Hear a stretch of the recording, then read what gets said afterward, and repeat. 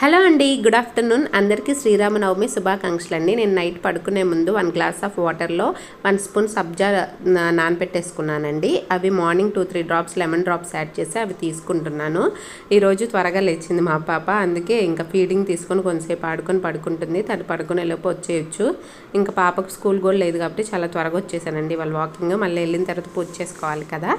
So ఇంకా ఈ సమ్మర్కి వచ్చేసరికి మనకి కొబ్బరి నీళ్ళు, ఇంకా యాష్ గడ్ జ్యూసు ఇలాంటివన్నీ చాలా మంచిగా ఉంటాయండి డిటాక్సిఫై డ్రింక్స్ తీసుకోవడానికి. బ్రేక్ఫాస్ట్ వచ్చేసరికి సాబుదానా కిచడీ తీసుకున్నానండి, అంటే సగ్గుబియ్యంతో చేస్తారు కదా అది.